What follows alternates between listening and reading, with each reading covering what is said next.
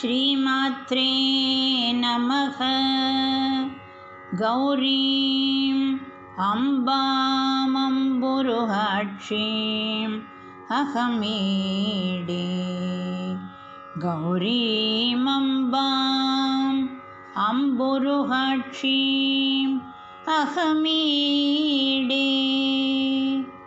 लीलालब्धस्थापितलुप्ता किल लोकां लोकातीतैर्योगिभिरन्तश्चिरमृग्यां बालादित्यश्रेणिसमानद्युतिपुञ्जां गौरीमम्बामम्बुरुहाक्षीम् अहमीडे। गौरीमम्बाम् अम्बुरुहाक्षीम् अहमीडे। प्रत्याहारध्यानसमाधिस्थितिभाजां नित्यं चित्ते निर्वृतिकाष्ठां कलयन्तीं सत्यज्ञानानन्दमयीं तां तनुरूपां गौरीमम्बामम्बुरुहाक्षीम् अहमीडे। गौरीमम्बाम् अम्बुरुहाक्षीम् अहमीडे।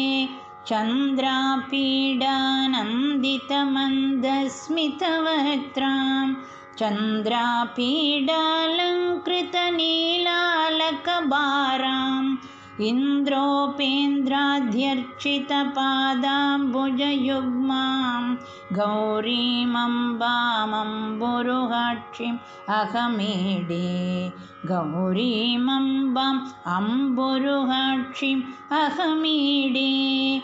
आदिक्षान्तामक्षरमूर्त्या विलसन्तीं भूते भूते भूतकदम्बप्रसवित्रीं शब्दब्रह्मानन्दमयीं तां तटिदाभां गौरीमम्बामम्बुरुहाक्षीम् अहमीडे।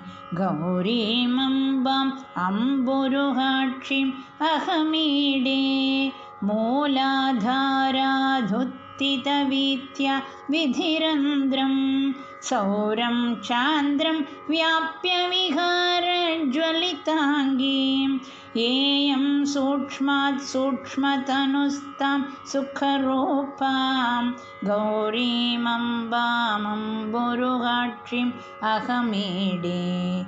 गौरीमम्बाम् अम्बुरुहाक्षीम् अहमीडे।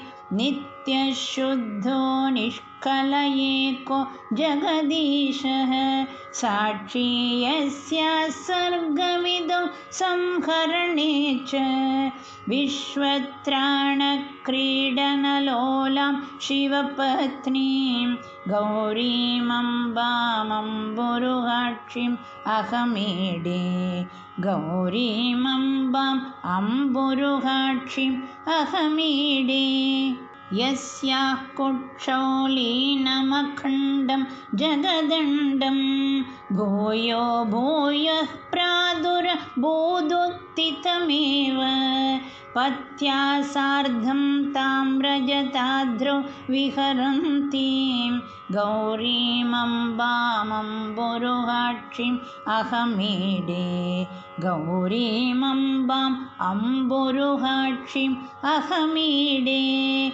यस्यामोतं प्रोतमशेषं मणिमाला सूत्रे यद्वत्कापि चरं चाप्यचरं च तामध्यात्मज्ञानपदव्या गमनीयां गौरीमम्बामम्बुरुहाक्षीम् अहमीडे। गौरीमम्बाम् अम्बुरुहाक्षीम् अहमीडे।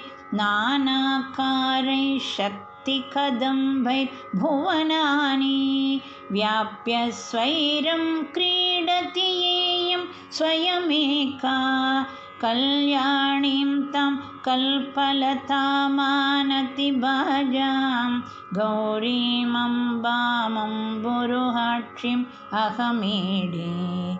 गौरीमम्बाम् अम्बुरुहाक्षीम् अहमीडे।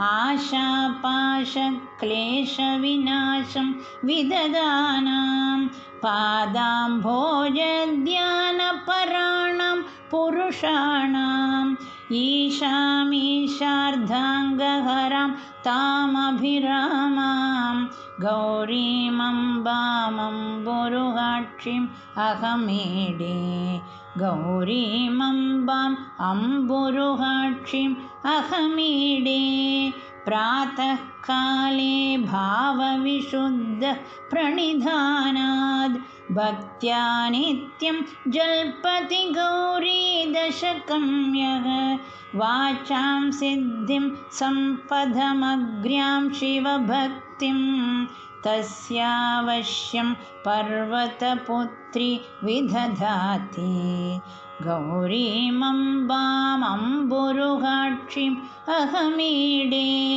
गौरीमम्बाम्